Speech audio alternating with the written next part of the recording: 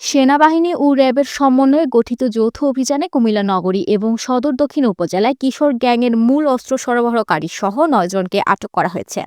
এ সময় বিপুল পরিমাণ অস্ত্র, গুলি, মাদক ও অবৈধ সামগ্রী উদ্ধার করা হয়। আজ রবিবার ২৭ এপ্রিল ভোররাত ৩:৪টায় সদর দক্ষিণ উপজেলার দুর্গাপুর এলাকায় অভিযান পরিচালনা করে অস্ত্র সরবরাহকারী মোহাম্মদ রুবেলকে আটক করা হয়। তিনি সম্প্রতি কুমিল্লা নগরীতে প্রকাশ্যে দেশীয় আগ্নেয়াস্ত্র প্রদর্শন করে আলোচনায় আসেন এবং কিশোর গ্যাংদের নিকট অস্ত্র সরবরাহ করতেন। পরে নগরের রেসকোর্স পলাশীগলি এলাকায় পৃথক অভিযান পরিচালনা করে মোহাম্মদ আকিব হোসেন, মোহাম্মদ সাজ্জাদ হোসেন ও মোহাম্মদ শাহাদাত হোসেনকে আটক করা হয়। অভিযানে টেবিলের নিচে লুকিয়ে রাখা অবস্থায় একটি ৯mm পিস্তল, ৪ রাউন্ড গুলি, একটি রিভলভার, ৮ রাউন্ড রিভলভার, অ্যামুনিশন, ইয়াবা, বিদেশি মদ, স্বর্ণের চেন, ল্যাপটপ সহ নানা অবৈধ সামগ্রী উদ্ধার করা হয়।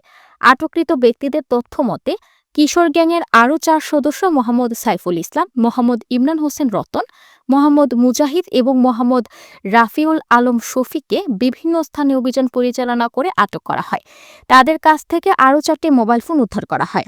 অভিযান চলাকালে হুমায়ুন কবির নামে আরেকজন অপরাধীকে আটক করা হয়, যিনি এই চক্রের সাথে সম্পৃক্ত বলে সন্দেহ করা হচ্ছে।